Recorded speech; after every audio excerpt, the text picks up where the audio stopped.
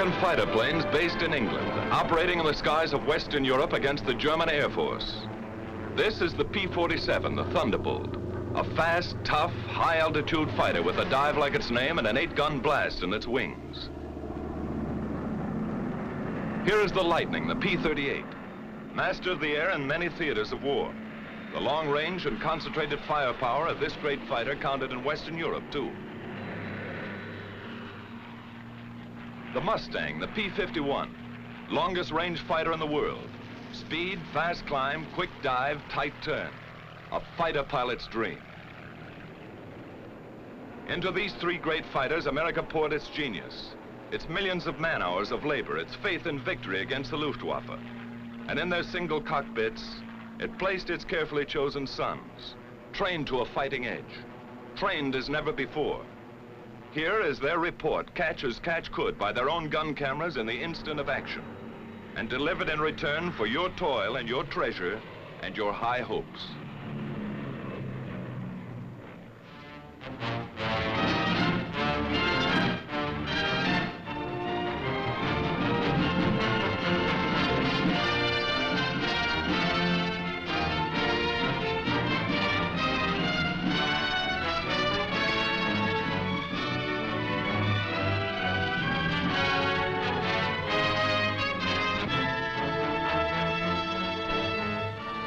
This is a Thunderbolt base in East Anglia on the east coast of England.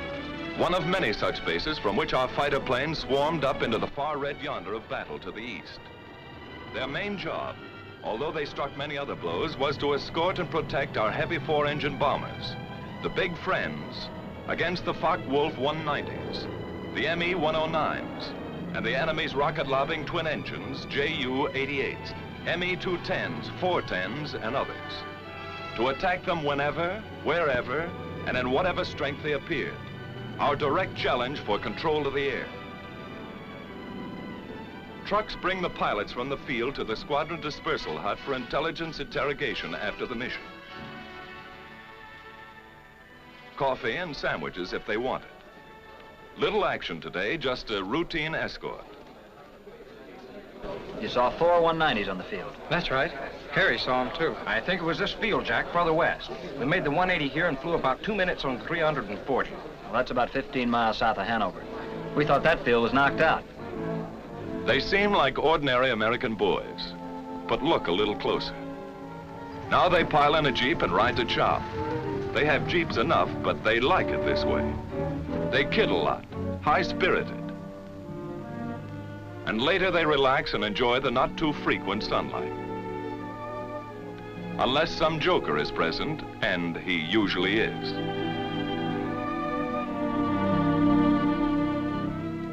They keep pretty fit, ready to stand anything up to 7 hours in a single-seater in substratosphere, alert every second.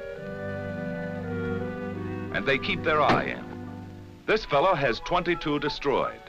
Well, he may have if he keeps at it. And they won't be clay pigeons.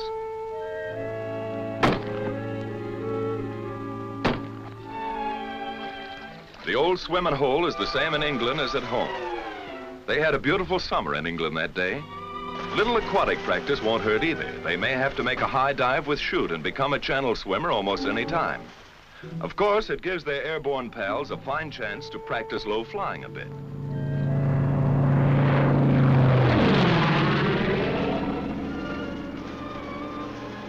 The swimmers take no chances on this buzz job.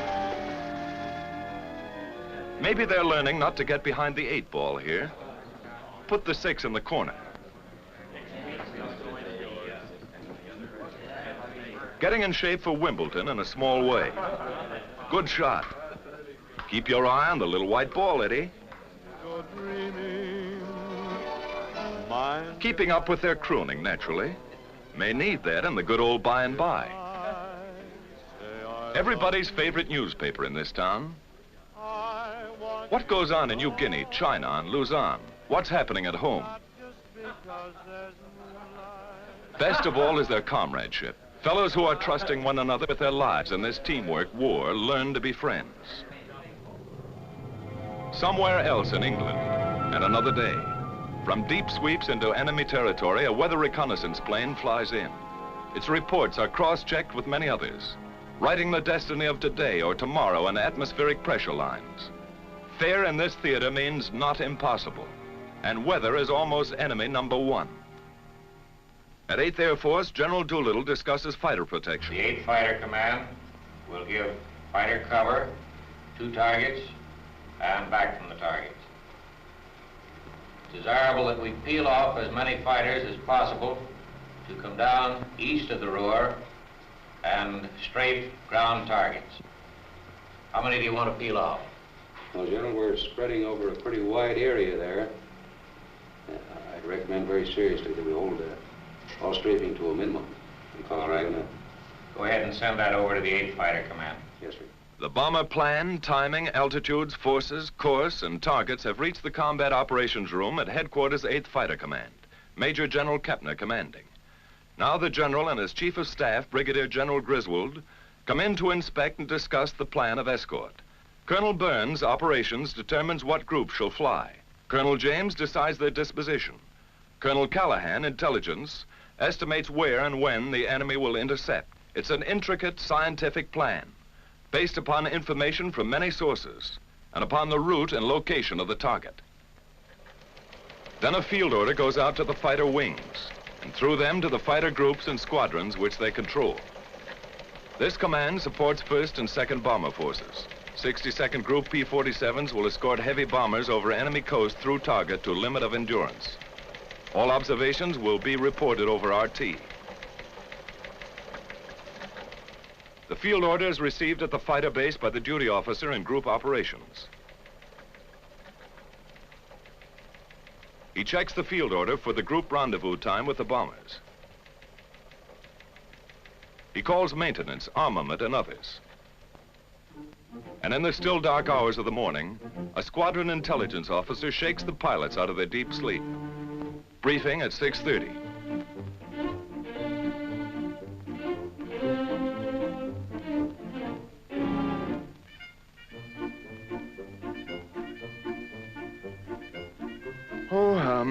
Why can't they fight the war at a reasonable hour?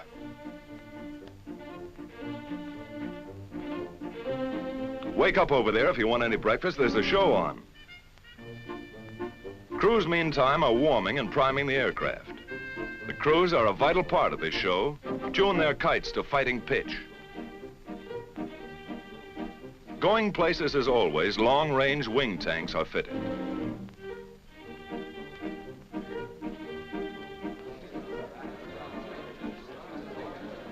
Now briefing and everybody present.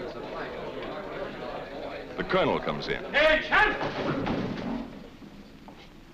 These fellows are veterans of many missions, so he gives them the essentials without ceremony. Okay, boys, today we're going to escort 10 boxes of bombers, 36 ships to each wing. We're on the front end of the 1st Task Force, picking them up in the Mannheim area, around the target, about 20 miles east of Mannheim, at which time we will proceed up to the aerodromes north of Frankfurt, where we will strafe. Now today, I want to use the same system we used the other day. That is, dividing the field up into sections, one squadron only on the field at one time. When the ammunition is expended from that squadron, you'll move up and let the other top cover squadron come down and strafe. Okay, boys, we'll start engines at 8:50, take off 8:58 to 9:06, rendezvous with the big friends 11:04, escort until 11:24, strafe until 12:16. The pilots make notes on the back or palm of their left hands. No chance of losing that little memo in a moment of excitement, or not much chance. Okay, any more questions? Intelligence? Intelligence takes over. Gentlemen, you may expect considerable enemy opposition today.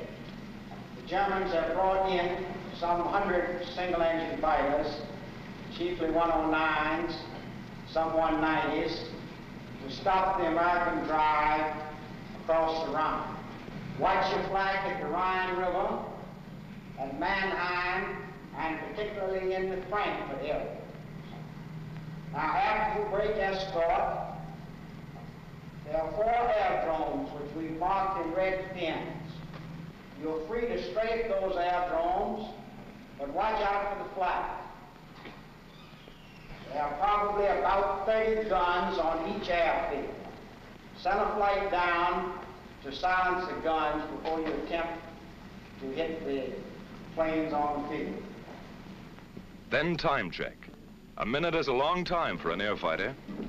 In 10 seconds, the time will be exactly 0658. Good luck, man.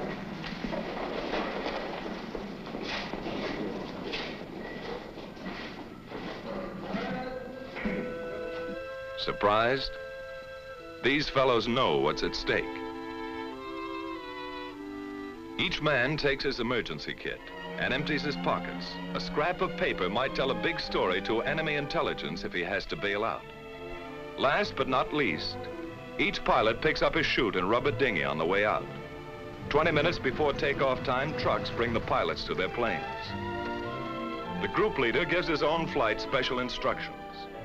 Techniques are proven and fairly standard, but they're rugged individualists, these fighter boys, and each leader has a few ideas of his own. All right, let's get aboard. Helmet is not only for warmth, it holds radio earphones too. Oxygen mask contains the mic. No hands to spare on this one-man kite. Here this pilot will fly and fight in the icy substratosphere or dusting the treetops of Germany for anything from 4 to 7 hours. Oh, my aching back.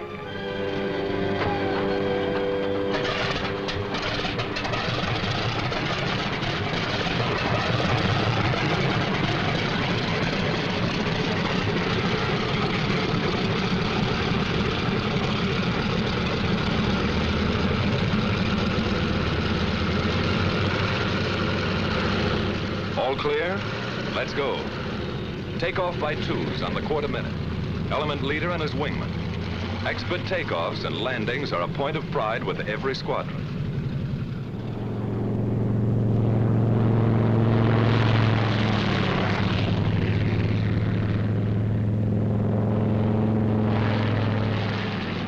While at other bases, timed to the escort schedule, the P-38s get underway. And at still others, here go the long-range Mustangs to keep their rendezvous with the big friends someplace deep in Germany. Somewhere out there over enemy territory, near or far on the long route as the bombers go out and come home, each of these fighter formations will make rendezvous with them at a certain point on the exact minute. These thunderbolts climb steadily over the channel and into hostile air. They keep fairly close together to prevent wandering and to save gas. That all-important item for the long-range escort fighter. He can't borrow a couple of coupons over Frankfurt or Cologne.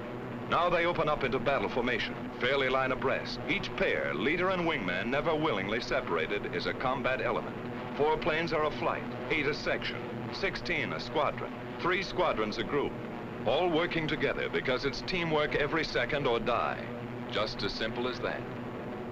Close to rendezvous now, and in the distance are the bombers. Advanced formations of the perhaps 100-mile-long armada. The Thunderbolts maneuver for their escort position.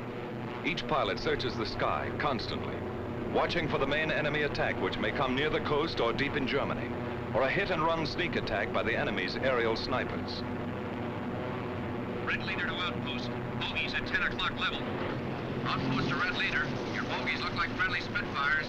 But these black darts are not friendly. This is red leader. All right, men on the ball. This is it. 109's at 9 o'clock. Yellow leader to outpost. 1 Fog Wolf coming in. Outpost to red leader. Can we get them? It's our turn, Chief. Red leader to outpost. White flight drop tanks and attack.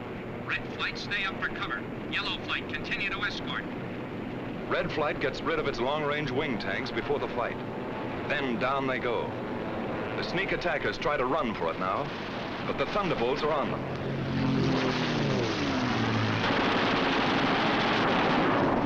With the touch of the finger on the stick, a camera and 8 machine guns are put into action. Small cameras set in the wings make the record. Poor pictures due to gun vibration. But you see it when it happened, as the pilot saw it.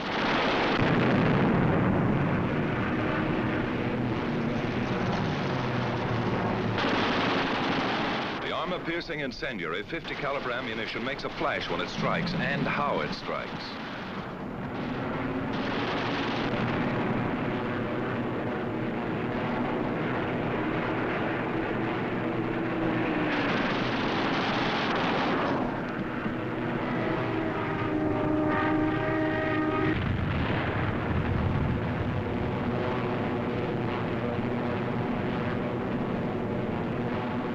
Bombers, ready with their own guns for anything that slips through, didn't need them this time. All over now, just a skirmish, part of the escort routine.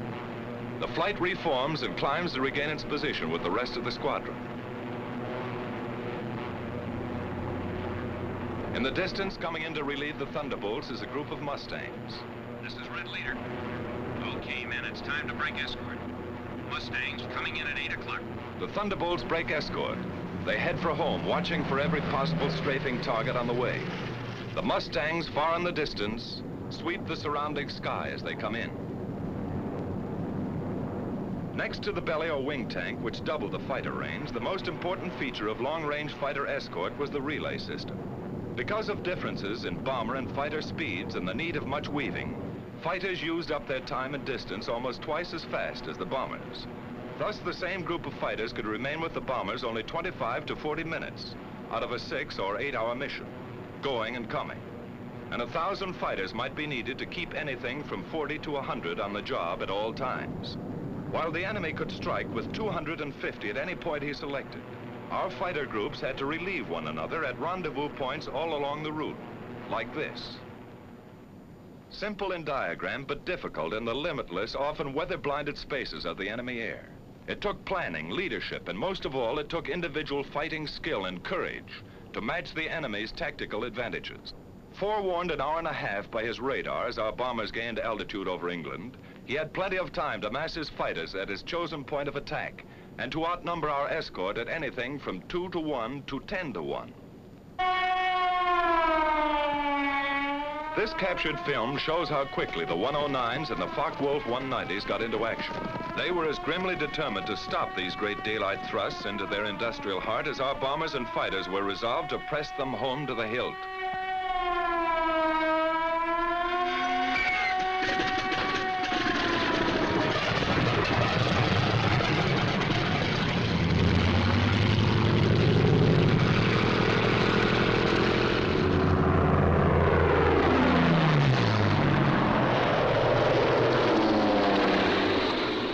In Germany now, weaving ahead, above, below, and all around the bombers like a screen of destroyers protecting the main fleet.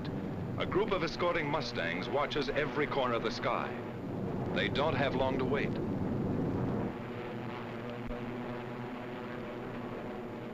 Ceaseless training plus battle experience has taught them to recognize the enemy almost by instinct.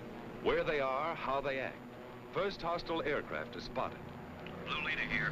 Watch it, fellows. 109 to 10 o'clock. The enemy fighters are massing for an attack on the bombers while our pilots watch every move of their very tactics. Yellow Leader to Blue Flight. Looks like they're trying to lead us away from the bombers.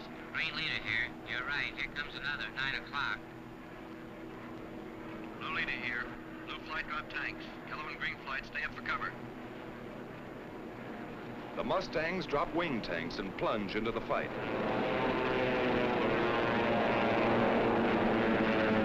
The head-on dive through the fortress's formation is a favorite. So fast sometimes, and so many, our fighters cannot head all of them off. The Huns make a sneak attack on our bombers from behind. Some of them get in close, as this captured enemy gun camera film shows, and hammer our bombers with their 20 millimeters. It's punishing, but they shall pay. The Mustangs are in the thick of it, and the battle ranges all over the sky as other formations join in.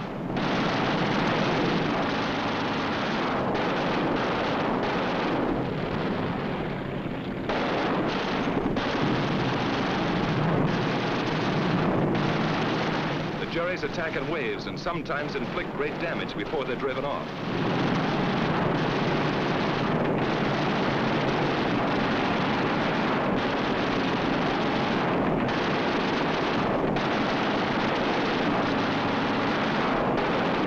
The B-17 catches fire and goes down in flames. The German pilots are determined. So are ours. to the death.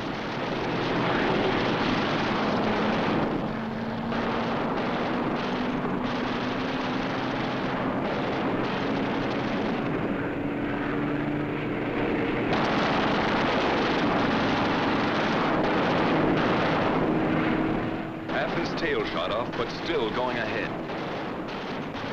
And still they come.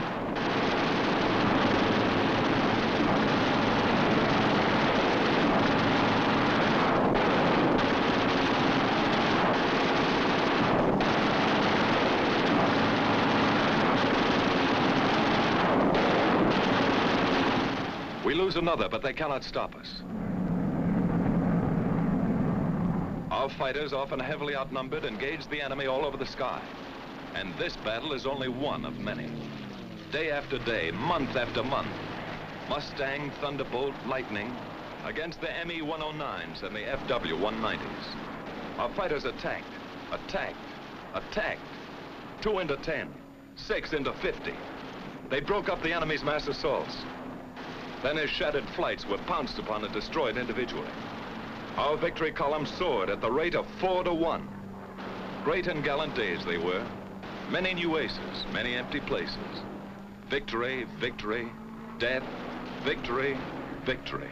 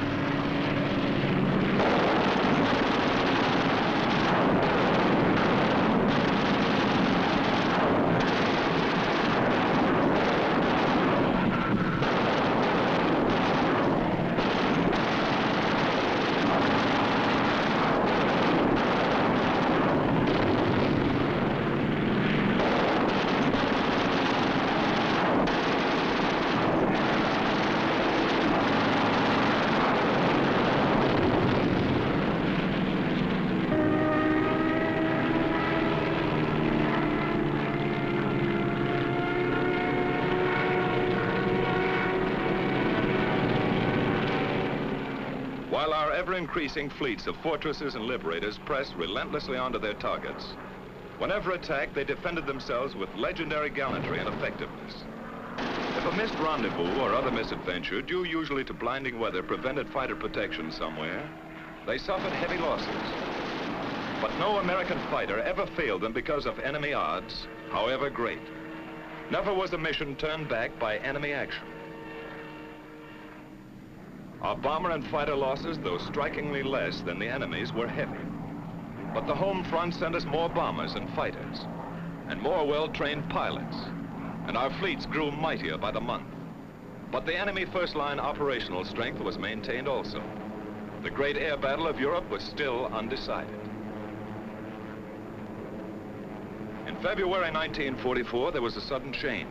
Our fighters were ordered to range wider, even at some risk to the bombers, to seek the enemy instead of waiting for him, and above all, to follow him to his destruction. A gigantic fighter battle raged across the European skies with victories by our fighters alone of 60, 85, over 100 destroyed each day. The fight came down from almost invisible heights to the final decision, perhaps only a few feet above the ground. Enemy warplanes of every kind and in fantastic numbers were splashed all over the landscape of northwestern Germany and occupied Holland, Belgium, France.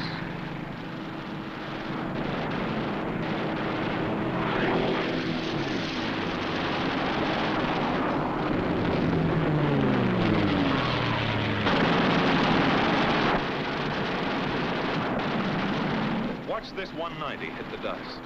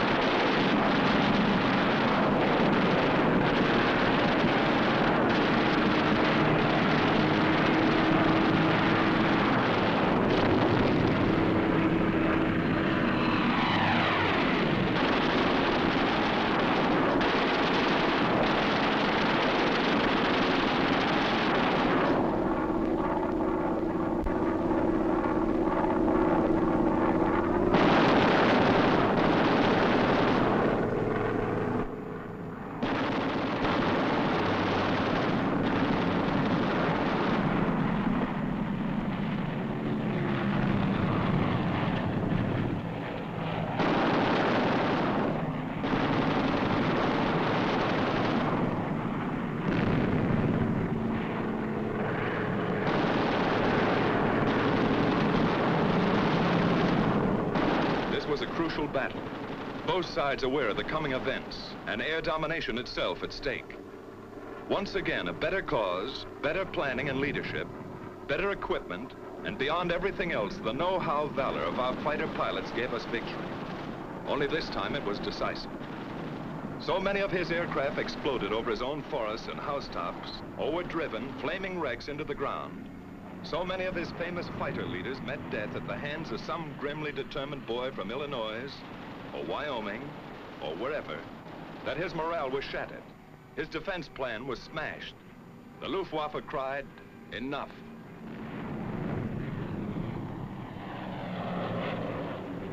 And the day arrived when a huge 8th Air Force bomber mission with full fighter escort was flown to Berlin and back in good weather without challenge by a single enemy fighter.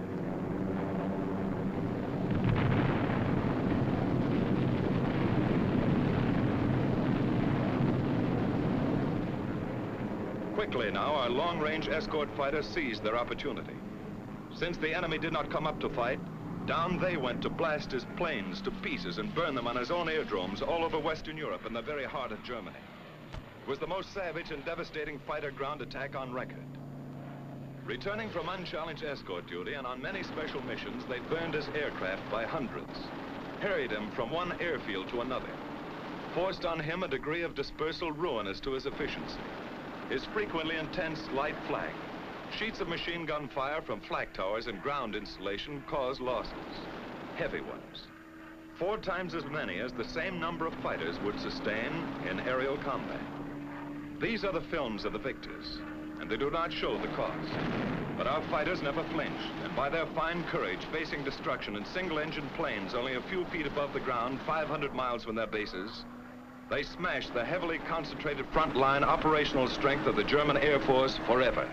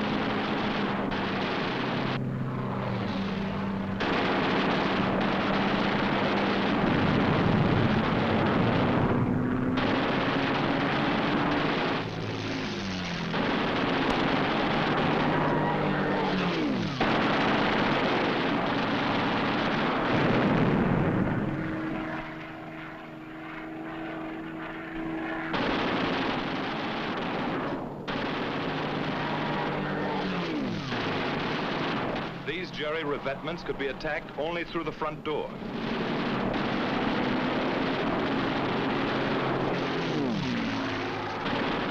These copied Allied Invasion Day stripes failed to deceive our pilots.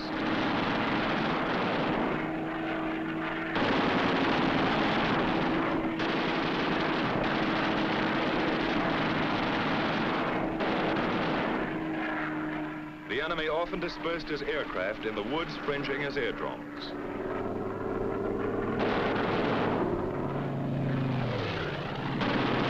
Always open season on this kind of sitting duck.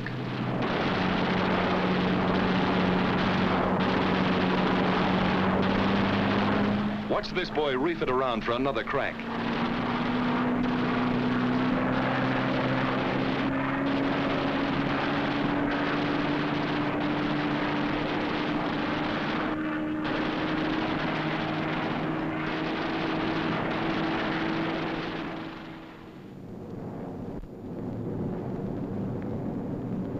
The steady, relentless bombing of Germany went on without ceasing.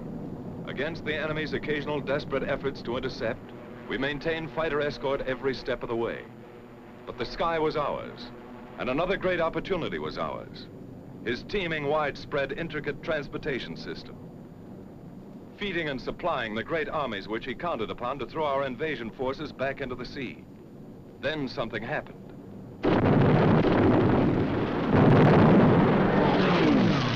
The enemy's roads and railroads were struck with a mighty force of air power. They were tense days, crucial days, and both sides knew it.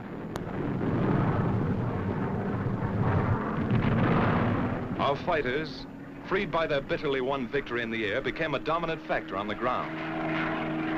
These thunderbolts are dive bombing.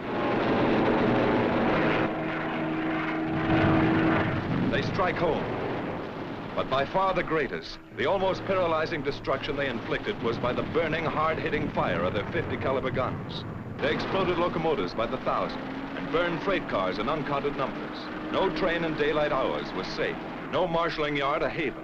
The enemy's desperately needed rail transport system was shattered all over the map.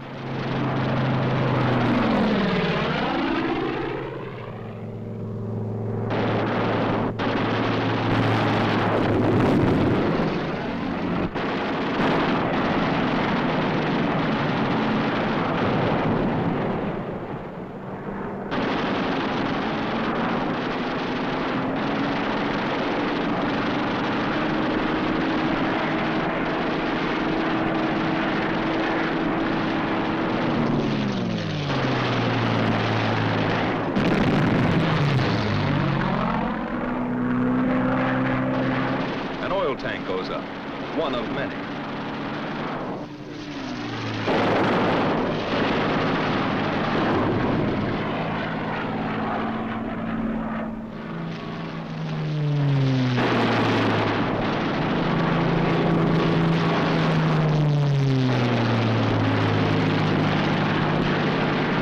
No mistaking gasoline when you hit it.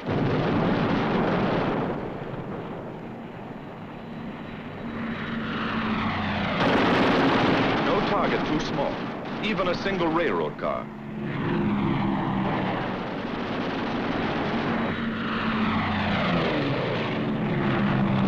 The Hun tried to hide his trains in the woods, but it did not save them.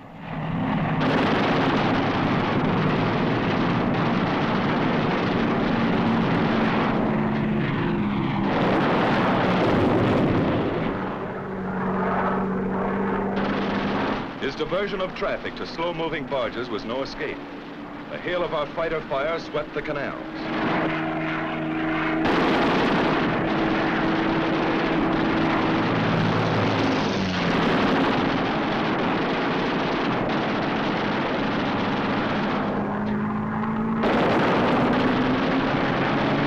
Flak towers like these cause us lots of damage. They took plenty in return. Radio and radar stations came in for a special beating. Flak and machine gun defense was forced upon the enemy wherever he hoped to move. It was intense. Watch these bursts of light flak. Much of it our skillful pilots knew how to avoid. Some of it cost us grievous losses. None of it turned us aside.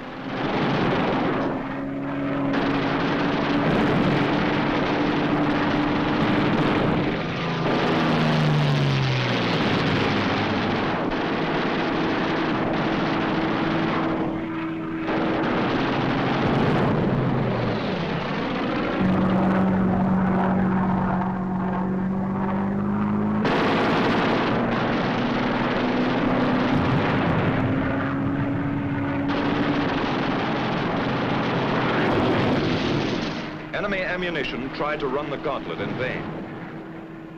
Watch this staff car of a high German officer. Was it Rommel? Could be. At the same time came such a scourge of road traffic as never before known. The enemy could move his convoys effectively only at night, was delayed and destroyed wherever he turned the wheel. What did this mean to the German armies in the West? How did it count on Invasion Day and the Battle of Normandy? Here is the picture of the enemy's transportation system as he was able to take it into the crucial test. Yes, this is the report our fighter pilots send back to you. The great armadas of our bombers sailing unhindered through the enemy air. Our gallant armies driving ahead without having to keep one eye cocked over their shoulders. Their gun emplacements unobserved.